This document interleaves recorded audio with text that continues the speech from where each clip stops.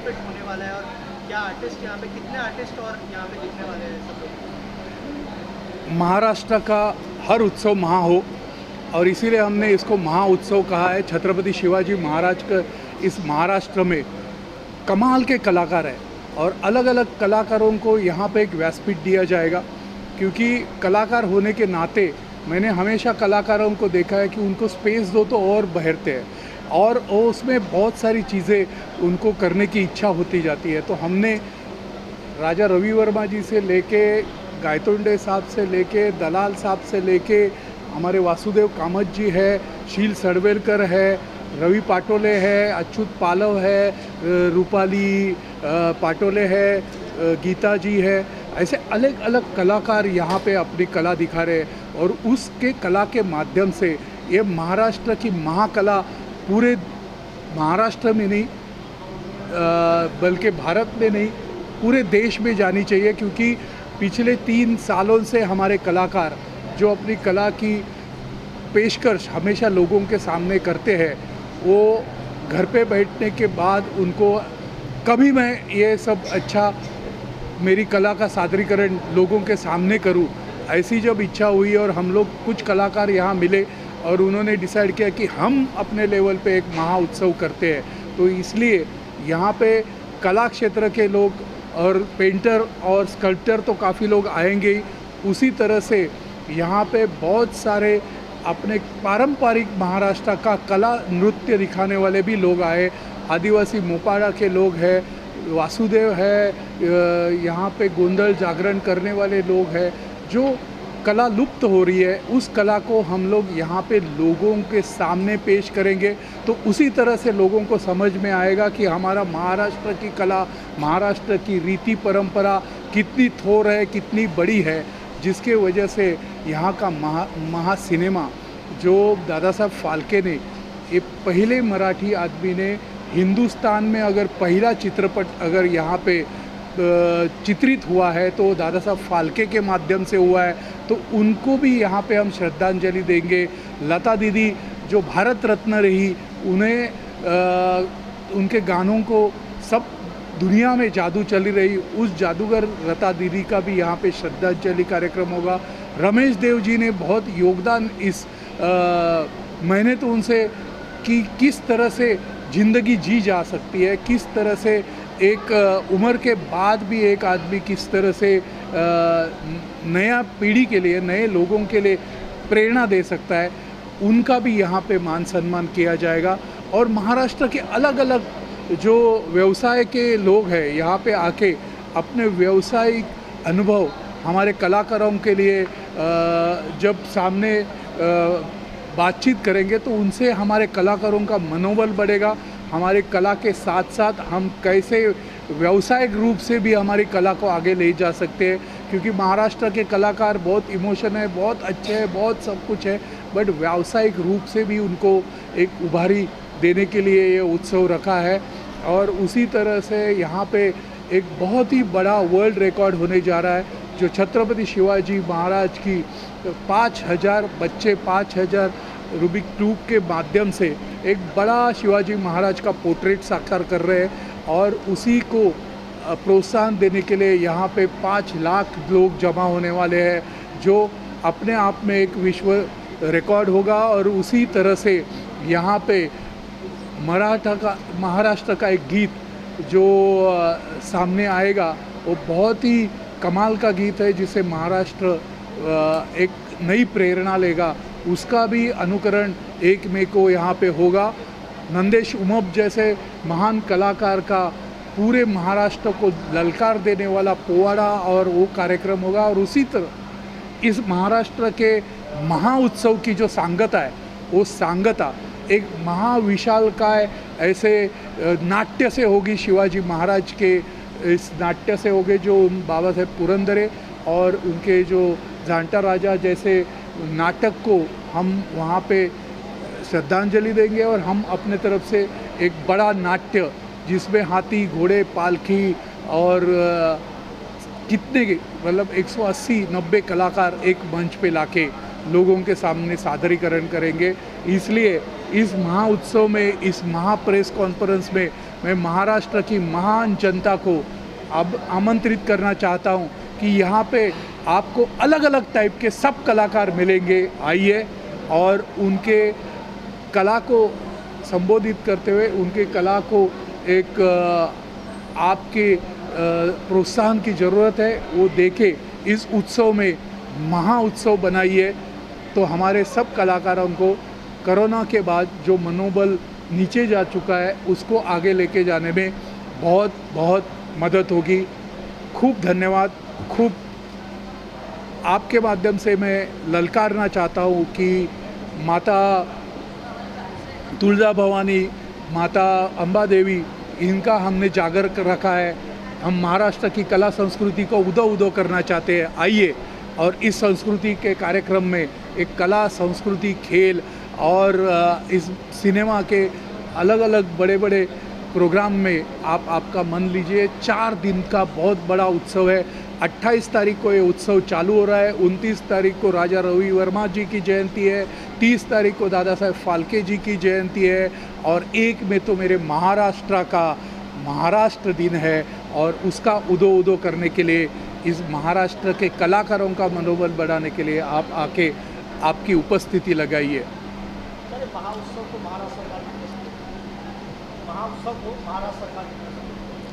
महाराष्ट्र के कलाकार महाराष्ट्र का ये उत्सव करने जा रहे हैं और महाराष्ट्र के राज्यकर्ता, महाराष्ट्र के लोग, महाराष्ट्र सरकार हमेशा उसका वंदन करती है, हमेशा उसको सपोर्ट करती है।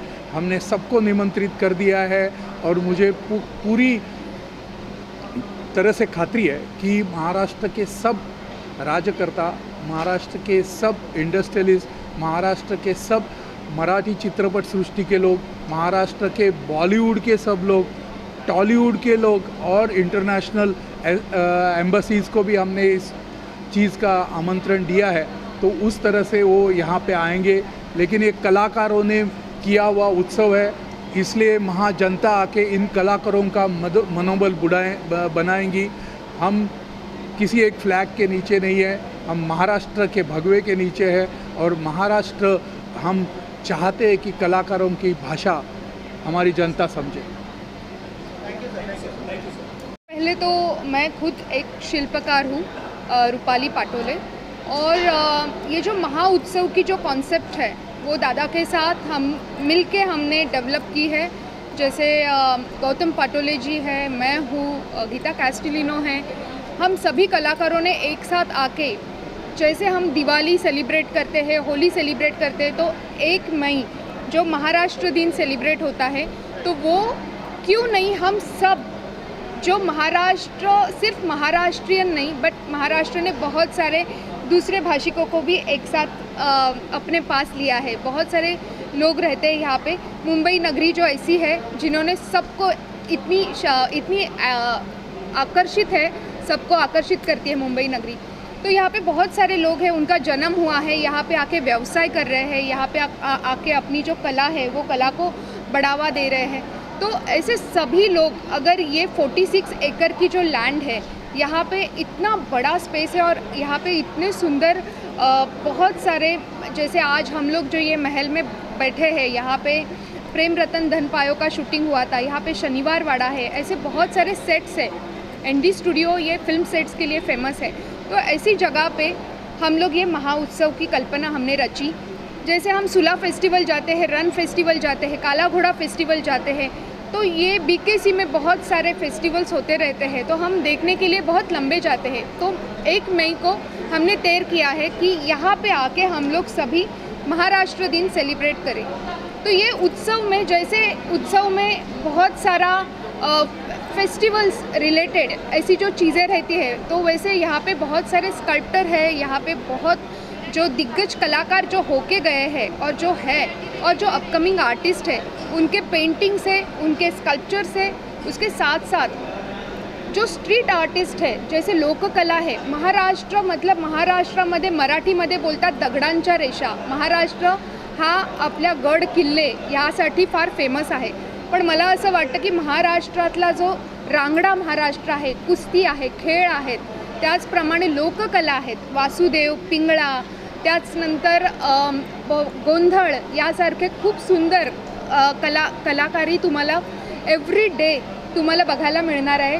जो ज्योतिषी आहे, जो नंदी बैल आहे, म्हणजे महाराष्ट्रातलं जे कल्चर आहे, महाराष्ट्रातली जी चव आहे महाराष्ट्राची, ती तुम्हाला इथे चाखता येणार आहे. विविध प्रकारचे पश्चिम महाराष्ट्रापासून कोकणापर्यंतचं संपूर्ण महाराष्ट्राची खाद्य संस्कृती तुम्हाला एकाच ठिकाणी इथे दिसणार आहे. महाराष्ट्रातली जी पॉटरी आहे, धारावीसारखं एक ठिकाण आहे जिथे खूप मोठं मातीकाम चालतं, ते तुम्हाला इथे पाहण्यास मिळणार आहे.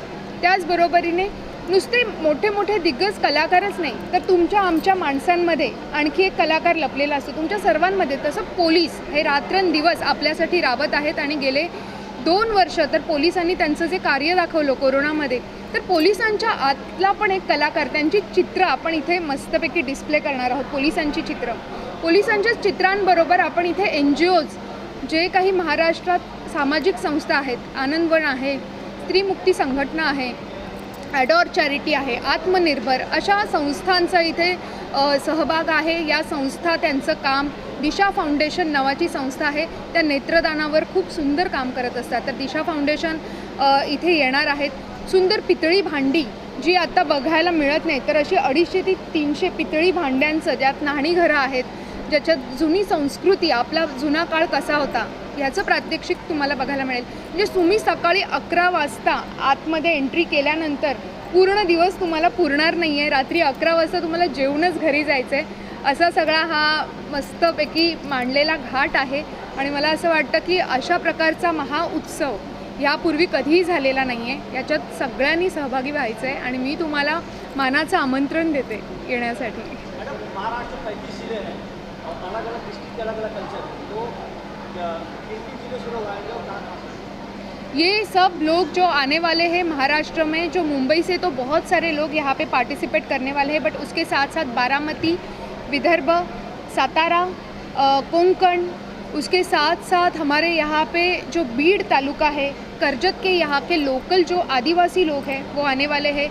और आदिवासियों की बहुत सारी कला, जैसे उनके नृत्य है, उनकी जो वारली कला है, डहानू से कुछ लोग आने वाले हैं. और एक बहुत ही बड़ा आकर्षण है कि ये महाराष्ट्र उत्सव सिर्फ महाउत्सव और महाराष्ट्र तक सीमित नहीं है.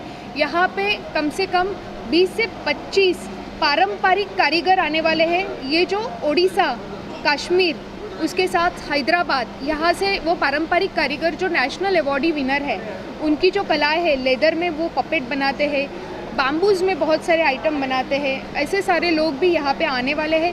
उनकी रहने की व्यवस्था हमने की है क्योंकि उनको दिक्कत नहीं होए.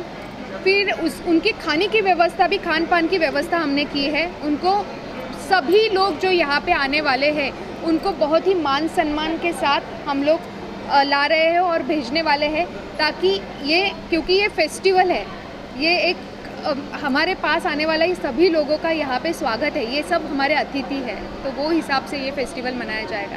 Thank you ma'am, thank you so much. Thank you.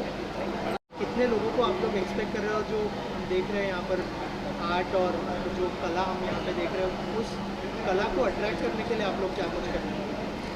There are about, in Mahotsav, there are about 12,000 to 15,000 participants already, and we are expecting about at least 8 lakh people in the in next 4 days.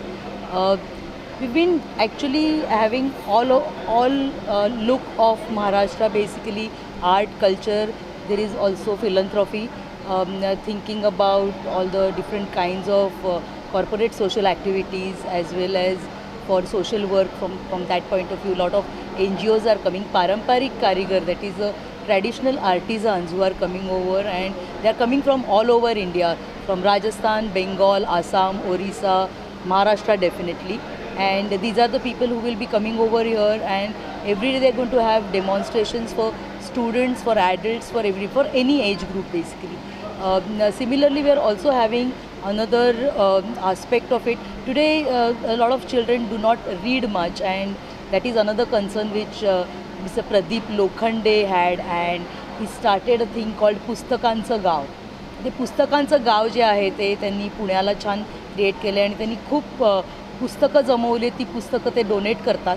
तर he is actually donating about 15,000 books for age 11 to 16, and these books will be distributed to the visitors or the students who are coming over here, and we will be giving it to them. At the same time, another thing that we are having with that is the competition. When each child, when he or she gets the book, along with that there is going to be a postcard which will be given to them, and in that postcard they have to actually write down anything about 2 to 4 sentences only about what has impacted their life from different kinds of what idols they have. So it could be our prime minister, it could be a cricketer, it could be their own parents, it could be a classmate, it could be a teacher, it could be a principal. But once they write down that, then that goes back to Mr. Lokhande, and then he is going to send it across to those people whom they have written it to. So this is going to be another very interesting part basically. Besides Paramparik Karigars, we are also having Bara Balutedar, that is the 12 different kinds of village activities which used to be done earlier in Baramati, and we are having all those people coming over here on the street day from Gondali to Vasudev. There are also artisans who are coming over, which are like carpenters are there. These are the people who will come over here and do the demonstrations, as well as they'll be selling their art, which is a dying art. Another thing is Ghongdi.com. Ghongdi is something which has been a very medicinal value, which is like a blanket basically, which is a dying art in India, and this is being revived by Mr. Borate of Ghongdi.com, and he will be coming over here with the Ghongdis. So there will be a demonstration of how Ghongdis are being woven. At the same time, it will be on sale also for people. So I think I urge people that as much as possible, just to see what the art and culture of Maharashtra is, it's better to come over here, have a look. At the same time, even the Maharashtrian cuisine which is there, serve Maharashtrachi. So that would also be a very, very good part to come over here and enjoy yourselves, enjoy your taste buds basically. आणि मला वाटतं ह्या सगळा जेवढी जनता इकडे येईल आणि हा जो ॲम्बियन्स आहे इंडी स्टुडिओचा, तो सगळ्यात मला खूप महत्त्वाचा वाटतो की जो ॲम्बियन्स आपल्याला नेहमीच्या धकाधकीच्या जीवनात कुठेही बघायला मिळत नाही, आणि that is something which is very important for me, that लोक इकडे येतील, लोकांनी बघावं हे सगळं, आणि लोकांनी हे सेट्स बघावेत, आणि त्याच्यामुळे आणखीन या सगळ्या पूर्ण महाउत्सवाची आणखीनच जास्त शान वाढलेली आहे. थँक्यू. Thank you thank you sir.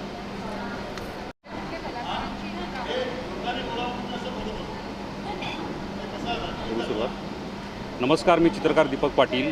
दिनांक 28 एप्रिल ते 1 मे या कालावधीत कर्जत येथील इंडी स्टुडिओला एक भव्य कला महोत्सव इथं साजरा होतो आहे.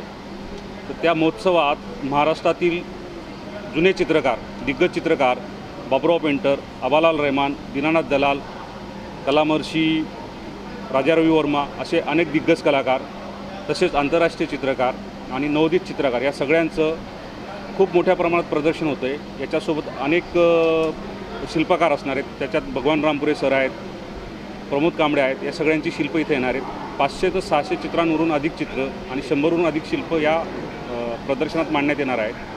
तर त्याच्यात दीनानाथ दलालांची 116हून अधिक चित्र, म्हणजे त्यांचे ते फ्रेम्स असणार आहेत. ओल्ड मास्टरचं कलेक्शन असणार आहे. याच्यासोबत जुनी भांडी असणार आहेत आणि काही शस्त्र असतील, काही जुन्या मूर्ती असतील. हे सगळं एका वेळेस एवढ्या मोठ्या स्वरूपात महाराष्ट्रात पहिल्यांदाच अशा प्रमाणात होत आहे की एवढ्या सगळ्या जागेचा उपयोग करून अशा सगळ्या गोष्टी मांडल्या जाणार आहेत. सर्व लोकांसाठी 4 दिवसासाठी हे प्रदर्शन असणार आहे. तर सगळ्यांनी याचा आस्वाद घ्यावा आणि जास्तीत जास्त लोकांनी इथं व्हिजिट करावी आणि ते सगळ्या गोष्टी पाहाव्या.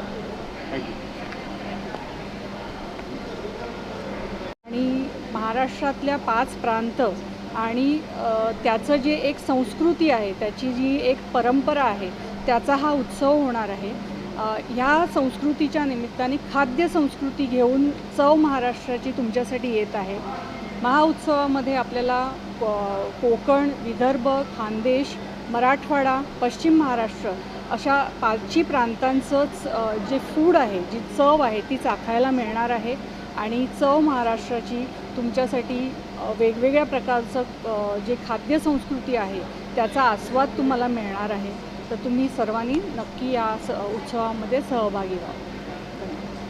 थँक्यू. साधारणपणे पपेट्स किंवा कळसूत्री बाहुल्या बऱ्याच जणांना माहिती आहेत. ही एक वेगळ्या प्रकारची पपेट्स आहे, त्याला लेदर पपेट्स किंवा शॅडो पपेट्स म्हणतात. ही मी बनवली आहेत लेदरपासून, बकऱ्याच्या कातड्यापासून, आणि रामायणातली विविध कॅरेक्टर्स याच्यामध्ये आहेत. याचा एक वर्कशॉप, कार्यशाळा घ्यावी अशी माझी इच्छा आहे. त्याच्यासाठी अर्थातच लेदर न वापरता पेपर वापरणार, कारण तो सहजपणे उपलब्ध असतो. हे लेदर सहजपणे उपलब्ध नसतं, शिवाय ते खूप महागाई असतं. तर याची एक कार्यशाळा घ्यायचा विचार आहे. आणि दुसरं म्हणजे मी माझं स्पेशलायझेशन म्हणता येईल म्हणजे पपेट्स इन एज्युकेशन. कुठच्याही शिक्षणामध्ये पपेट्सचा कसा वापर करता येईल याबद्दलचं हे पुस्तक आहे. म्हणजे एन्व्हायरनमेंट एज्युकेशन असो, प्रायमरी एज्युकेशन असो, लँग्वेज डेव्हलपमेंट असो किंवा इतर काहीही, तर त्या प्रत्येक हेल्थ एज्युकेशन याच्यासाठी कसं तुम्ही सिम्पल पपेट्स कशी बनवाल आणि त्यातून तुम्ही कसं शिक्षण द्याल मुलांना किंवा मोठ्यांनासुद्धा, तर ते या पुस्तकामध्ये. या पुस्तकाच्या 3 आवृत्त्या आलेल्या आहेत आणि हे इंग्लिशमध्ये पण अवेलेबल आहे, पण मराठी पुस्तक हे माझं आहे.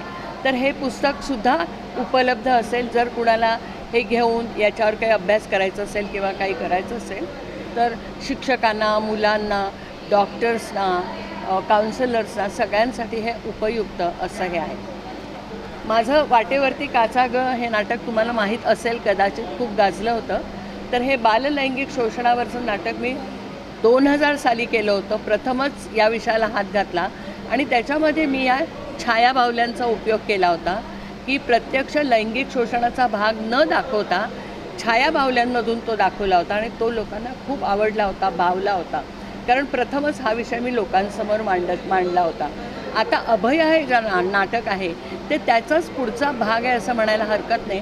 त्याच्यामध्ये मी पपेट्स नाही वापरले आहेत. हा 1 वुमन शो आहे आणि त्याच्यामध्ये पॉक्सो जो कायदा आहे, protection of children from sexual offences, त्याची माहिती, त्याच्याबद्दल आम्ही जागृती निर्माण करण्याचा प्रयत्न करतो. महाराष्ट्रभर त्याचे 110 प्रयोग झालेले आहेत आणि अजूनही शाळांमधून त्याला डिमांड आहे, NGOजमधून डिमांड आहे. तर त्याचा प्रयोग आहे आम्ही कदाचित इथे करू, मुलांना बोलवून, मुलींना बोलवून त्यांना आम्ही दाखवू. तर हा जो महाउत्सव आहे त्याच्यासाठी माझ्या खूप खूप शुभेच्छा. आणि नितीन आणि माझी 30-32 वर्षापासूनची आमची ओळख आहे, परिचय आहे. मृगनयनी नावाची एक DDवर सिरियल यायची, अमोल पालेकर त्याचे दिग्दर्शक होते आणि त्याचं नेपथ्य सेट डिझायनिंग नितीनने केलं होतं आणि कॉस्ट्यूम डिझायनिंग मी केलं होतं. त्याच्यात मी भूमिका पण केली होती. तेव्हापासून आमचा परिचय आहे. तर त्याला त्याचं अभिनंदनसुद्धा आणि त्याला खूप खूप धन्यवादसुद्धा.